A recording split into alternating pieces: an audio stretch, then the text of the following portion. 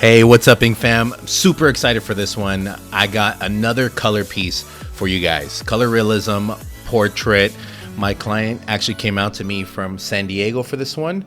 He wanted to get this really cute picture that he had of his son at this age. He's about to turn 1 soon, actually, but he wanted to, kind of save his son's photo on him forever at this stage in his life, to remember him at his most adorable. And this little guy is super adorable, and big old cheeks, those little shiny, glistening eyes, you know what I mean? So there was a lot of really cool things to work with here. Let me start off with what am I using and what is my approach? Okay, so I am mostly using 12 gauge Stigma cartridge needles, and I'm using right now a 9 curve mag, I believe, and then switching between a 9 curve mag and a 11 curve mag. Right now I'm using sort of my dark tones with this purple. I'm using a fusion purple along with radiant blues and purples in the beginning to try to find the right tones. Now, I had to bring down the brightness of these purples just a bit because they were pretty strong in comparison to the clothes that the little guy was wearing. And so I was dipping into, I actually made a pre-mix. I took my purple and then I put a little bit of orange, just a couple drops of orange in each one. I had a light, sort of like a lavender purple, and then a dark, sort of like more violet purple. And I just took my regular orange, I think it was from Eternal, and I put a few drops in each one. That'll dull your color just a bit. You don't want to go too overboard, because obviously if you do that, you're going to end up going too far and it'll end up looking too dark, not what you're shooting for, right? And that's one of the ways you can kind of dole out your colors. I also did the same for this two-tone fabric that's on the collar and the pocket of the pajamas he was wearing. It was like this sort of minty sort of color, so it was like a turquoise green sort of color. And I had those colors, but they looked very bright, very turquoise, more on the blue side. And so what I did with that is I took a little bit, I might have took orange for that one as well. I think I did a whole lot less orange, and then mixing with a little bit of ochre. I think it was my dark ochre from Eternal. And here I'm making that like sort of minty green color that I was telling you, but it's a little bit more dulled out. It looks brighter right now on my needle than it does in the skin, and you can kind of see that. And I'm using my back and forth motion. I'm doing more like cross hatching. You can see some of that cross hatching that I'm doing, using my needle as an angle to get a little bit more precise, sharpen up some of those edges where the color starts and ends. What else? I'm using my Ambition Soldier machine. This thing was rocking. I was running it at about 5 volts. I always keep my machines really low, especially when I'm doing color.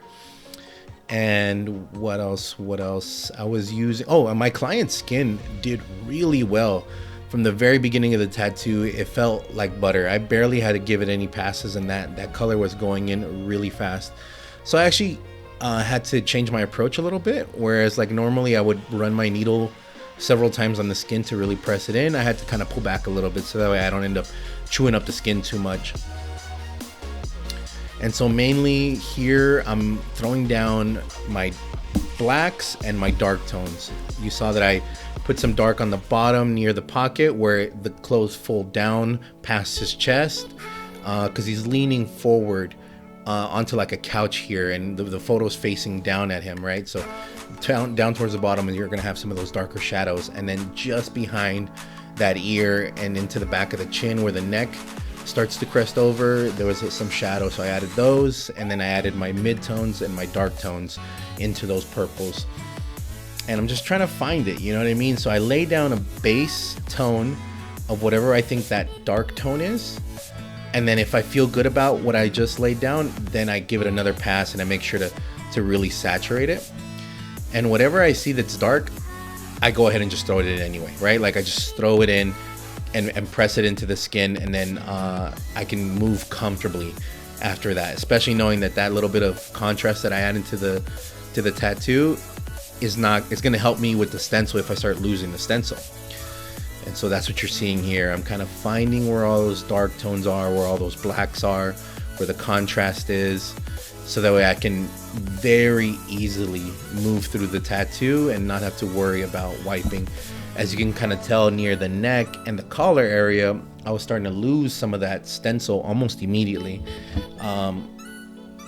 And I'm feeling pretty good so far at this point, just finding the right tones. It took me a little bit on the edges for some reason. I don't know if maybe towards the outside of the tattoo I needed to spin him more towards the back, towards the calf area. I think I did need to spin him more, maybe put him on his stomach for a little bit so I can really get a good angle for my needle. But I just kept moving through it. I was able to give it a few passes and push that ink into the skin. Near the shin it wasn't as bad, but I could tell that there was like a little bit of a shift on how easily I can get the ink in. So I think that's maybe an approach that I would change next time around and really like spin my client around. And obviously I'll do it in a way that, you know, they don't feel too uncomfortable. Right there I laid down a little bit of skin tone because I knew the edge of that was going to be light, and I didn't want to put a very dark tone on the edge and give it like almost like an outline, because the ear wouldn't have an outline, you know.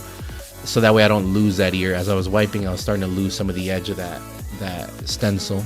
So I just kind of laid that down, and then I went back and added just a little bit of brown on the edges. Here I'm coming back down. Now that I've addressed those lines that I was gonna miss and that I was gonna lose, like the collar, the ear, and all that, now I'm coming back down, finishing what I needed to finish, what I left behind, right? So there I just laid down a top layer of like a light purple. I didn't want to make it too bright, so I didn't want to put a bunch of bright purple in there. So I just kind of brushed my needle over it, gave it a couple passes, and left it. We're going to let it rest, and then we'll come back and really saturate it once the skin has settled a little bit. And so that's what you're seeing here.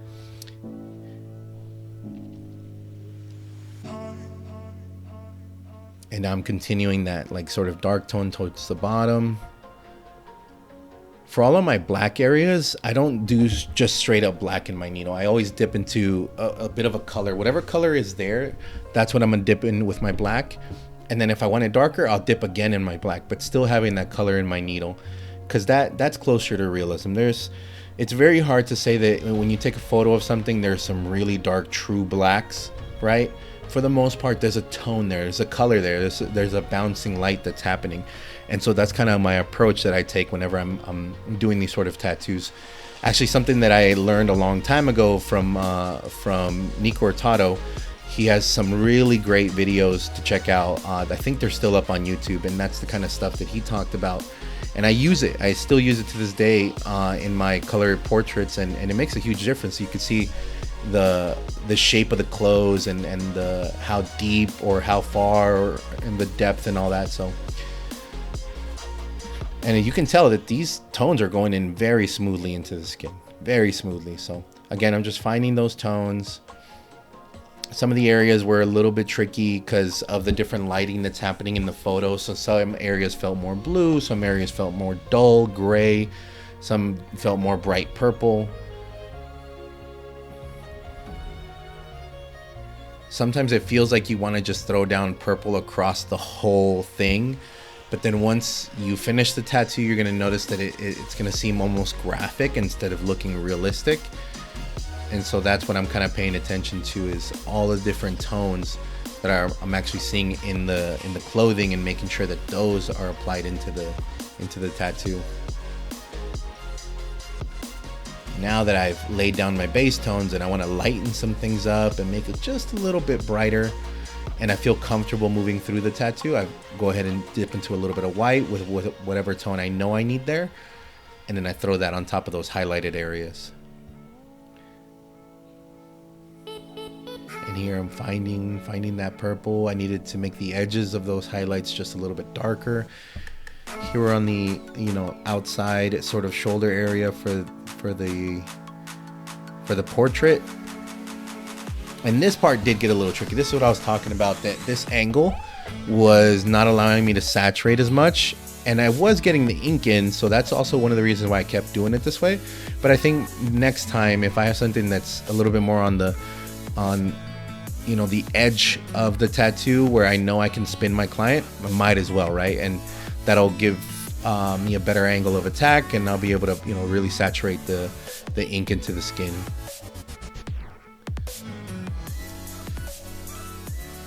And then here, laying down some base tones, and then later I'm going to come back and brighten those up. feeling comfortable with that area, making sure I knew what tone I wanted there. There were some blues that were bouncing off of those clothes rather than just straight up purple, so I'm laying those down. Again, laying down a base layer, and then I'll be able to come back and darken some things up. At this point, I'm using a little bit of liquid in my napkin and trying my best to stay away from the stencil area as I'm wiping. It's almost impossible to avoid, right? It's kind of just par for the course that you're gonna end up wiping against your stencil as you get closer and closer. But you'll notice that as I'm moving up on certain areas, I start laying down some of my dark tones, or I start laying down some of my blacks.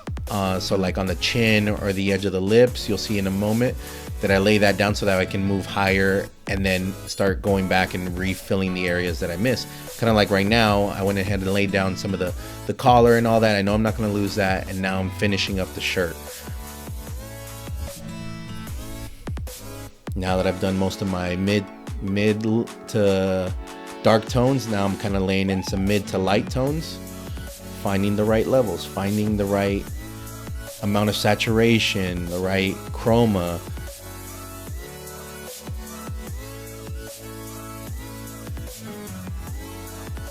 And you got to be careful with this kind of thing, because if you give it too many passes, then you're going to end up chewing up the skin. Especially when you start doing your really light tones, because you kind of have to press them into the skin a bit. So you got to be careful with that. I know it's kind of hard to see with this sped up motion, but most of my movements are either a back and forth movement, sort of like a cross hatching and a pendulum movement, or a bit of small football shapes. Those are my favorite two movements that I do while I'm tattooing to get as much saturation as possible. And here, like I said, I'm laying down some of those tones and the darker bits as I move up. That's the bottom of the chin, making sure that shadow looks nice and bold. Right there, I was rubbing ointment into that area so that way I don't have to use liquid and I don't end up losing some of the lips and all that. And I figure, okay, might as well go ahead and darken up those areas in the lips, make sure I don't lose any of that. If I do that, then I can move forward and use liquid as I wipe to keep seeing what I need to see and wiping away the ink. Here I'm using a 9-round shader, still using a bit of cross hatching, almost using it like a liner in some areas, but for the most part I'm doing little football shapes and pendulum with cross hatching, right? So that's kind of like my base. That's my go-to strategy. You know, those movements always help saturate the skin. With a 9-round shader, you got to be careful because it's such a strong needle, and it's such a compact shape that it could puncture the skin really easily. You stay in an area too long. So there, I noticed that I was starting to lose some of the stencil of the lips and all that. So I'm like, okay, let me get these tones in there as fast as possible, and then I start to lay down some tones for the bottom of the lip. I didn't want to lose that bottom, so I use ointment instead of liquid. And there I'm kind of running my needle on the edge of the lips, as you can see. Darker on the top, lighter on the bottom. No matter what, the top lip is always slightly darker.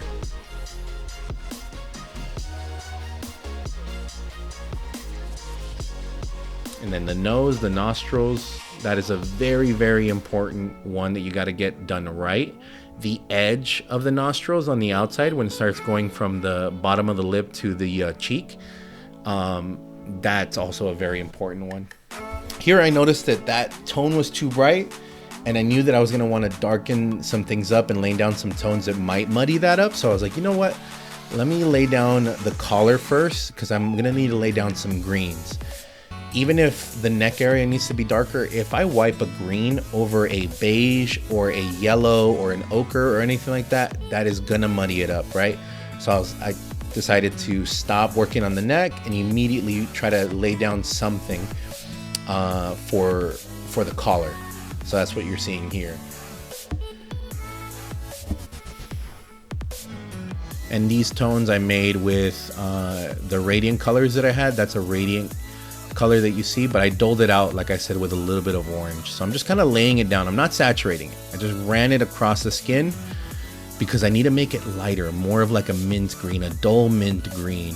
You know, the clothing isn't super bright except for the little pocket, the little lapel, I think you would call it, has these, you know, yellows and blues in it, and that you'll see at the very end.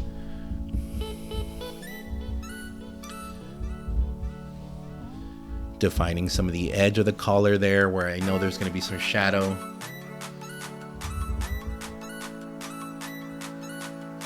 Finishing up the rest of the shirt with those purples.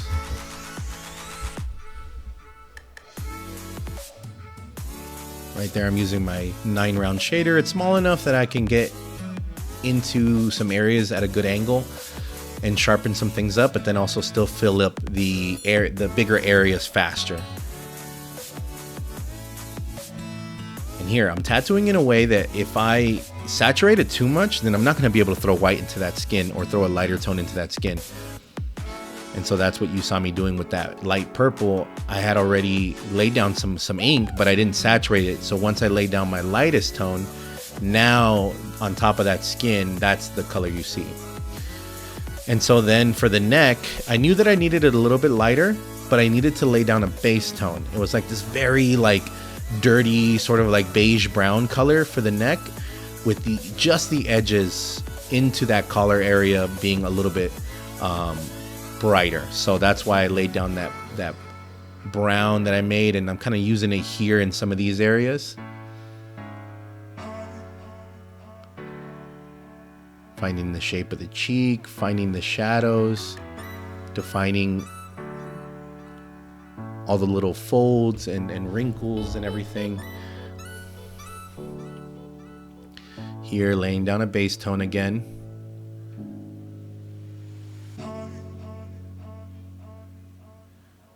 And now moving on up, because I know that I'm going to need to keep wiping with liquid at this point. So I went ahead and started working on the eyes. I think at this point I'm using a 5-round liner for certain areas. Yeah, I'm using a 5-round liner from Mast. And I'm not sure if this is a 10 gauge or not. I think it could be a 10 gauge, but as long as I had a fine needle to use, that's what I'm using here. Just a very thin needle so that I can get really detailed with the eyelashes, the edge of the eyes, into the iris, and the little shadows that happen in there, the little highlights, making sure I leave enough space to be able to throw white in between that.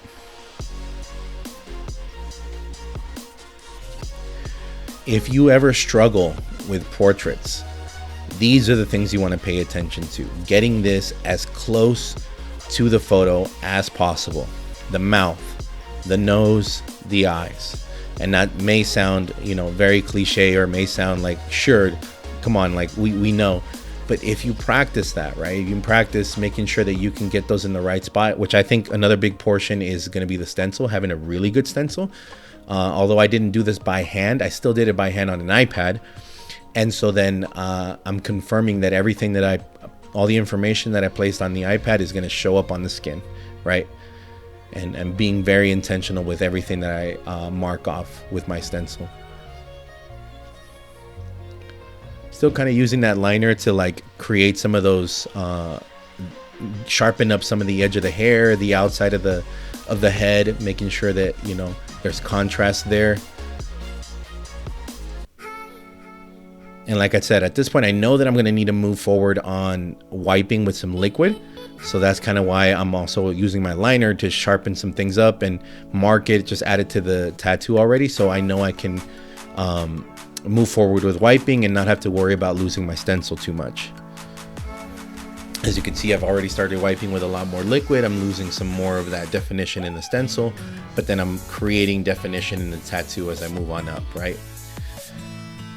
For skin tone, sometimes you just got to lay down your base tone and let it rest, right? And then you go back with your darker browns, your mid browns, and all that kind of stuff, and really give it definition. You saw it there with the ear. I laid down that very light skin tone beige color, and now I'm going back with like a beige brown, and then I go back and brighten some things up with a lighter version of that same tone that I laid down.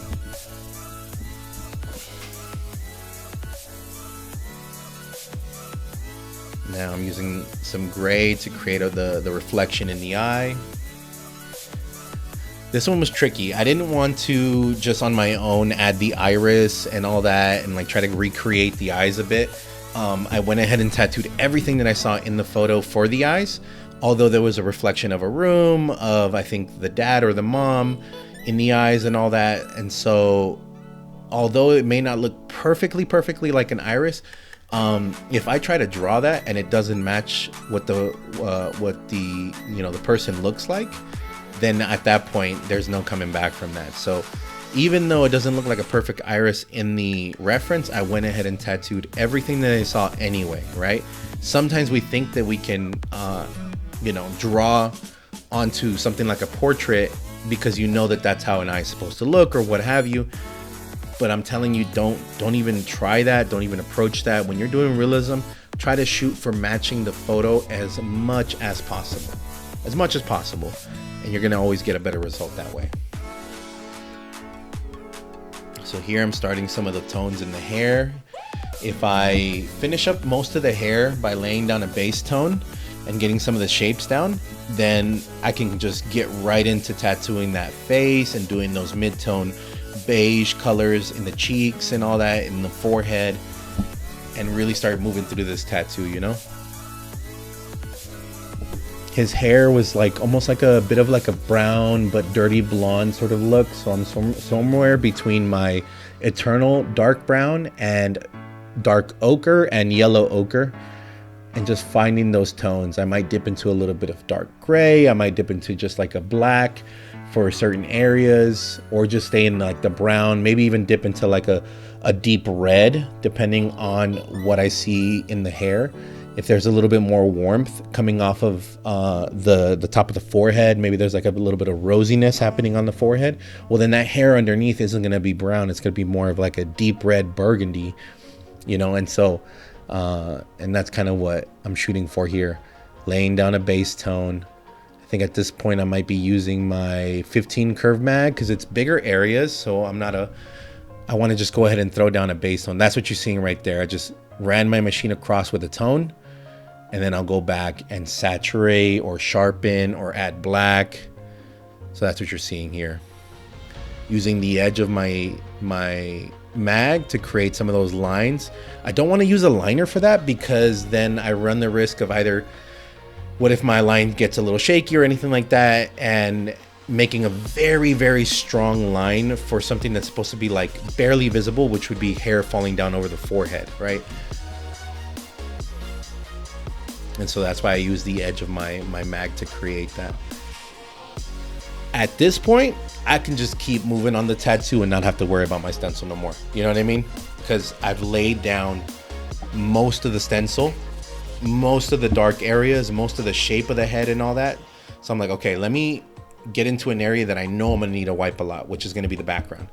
We decided on this sort of like warm, sort of like glow effect for the background to really highlight him in the forefront, and also to not, you know, kind of create this sort of look that, you know, he might be a memorial or something like that. It's more bright, it's more poppy, right? And so that way he'll stand out a little bit different than like something that'd be more somber, right? Or more sad. And so that's what you're seeing here. I'm using my browns, my yellow ochres, and finding, you know, the right gradient for that.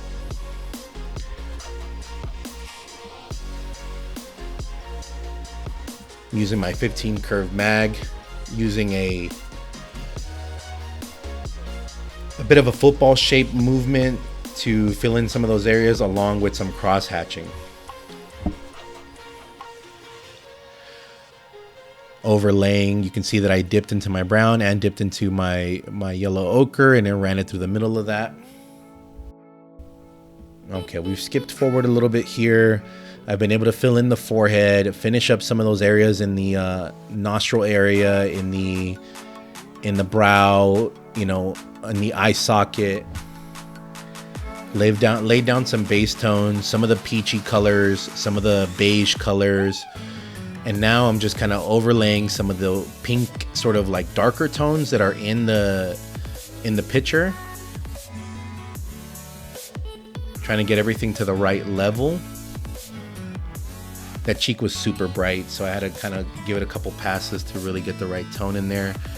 I'm not using full white just yet. This is more of like I dipped into some colors and then dipped into white. And also laying it down on some already tattooed ink. It's gonna create whatever tone that I laid down, it's gonna turn that just a little bit white. You know what I mean? Just a little brighter.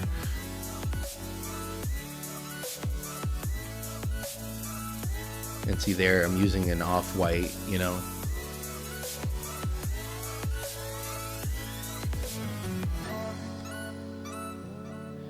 And in the hair, you can tell that I've already laid down some blacks and some really dark browns already to give it some really nice definition. The light moving through the hair as well.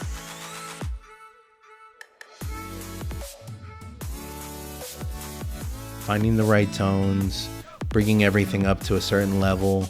If something's brighter, I dull it out. If something's more rosy, more pink, I throw an overlay on it.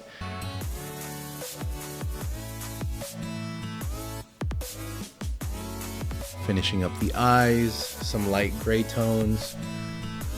Now I'm throwing some solid whites in there. In the eyes, making them sparkle, in the cheeks. In any area that you can see some bright white, throw it down, you know what I mean? Make it really stand out. You don't want to overdo it. You want to find a happy medium between all that, you know what I mean? Because you can end up overdoing it really fast with white. And if you do too much white, what you're essentially doing is putting white everywhere, which will then make the picture look a little bit more flat instead of looking dynamic, right? And that's what you want to kind of stay away from.